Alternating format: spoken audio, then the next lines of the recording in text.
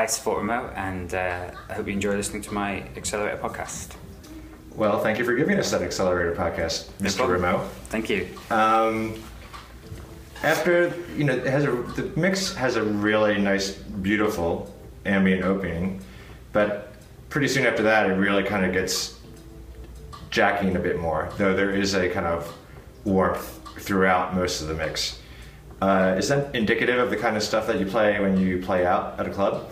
Yeah, well, I mean, I think that the mix, the podcast kind of is like a truncated version of one of my sets, really.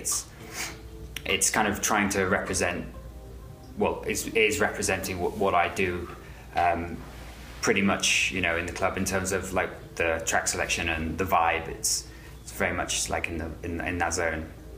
Right. And do you find it hard to find that balance between warmth and dance floor efficiency? Because you seem to hit the right note a lot, both in your productions and in this mix. I think it's just that's the kind of music that I'm kind of drawn to. I really like tracks that have that kind of contrast or a mixture of those elements. Having the kind of like jacking vibe as well as having more melodic or kind of like moody or like having that kind of like strong harmonic bass to a track, and going from the ambient and progressing. I think it's important. I like to try and get some of that kind of like narrative structure into it. Even if it's an hour or 4 hours or 6 hours, whatever, to have a feeling of a progression and narrative and structure, I think is really important.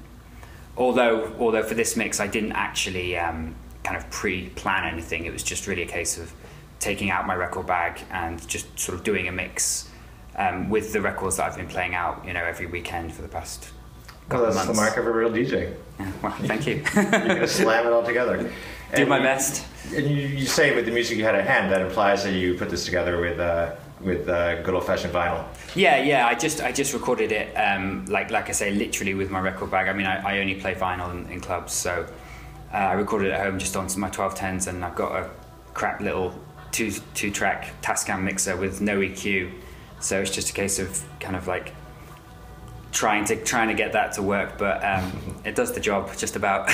Sometimes it's good to have limitations to kind of like. Yeah. I mean, I'm not really interested in mixers with like thousands of effects and all of this stuff. And anyway, it's not really my bag.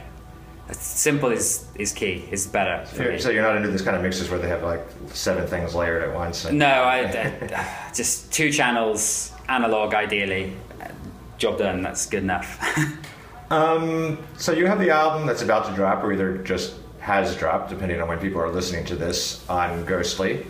Yeah. Are you going on tour or anything after that? I know you're playing at Movement at the end of May. Yeah. Well, I suppose it's kind of I never really see it as like going on tour as much as just I'm kind of like always going away the weekends, so it's kind of I'll be kind of pretty much constantly away for the next few months, kind of as the record comes out, and then like you say, doing Movement Festival, and then a lot of European dates, kind of every weekend, and just kind of keeping the ball rolling like that, really. Great. Well, listen, thank you for the mix. We know you're a busy man, and we appreciate the time you took to put it together for us. No, I was happy to do it. It's one of my favorite mix series, so it's all well, thank you. We're honored. We're all honored.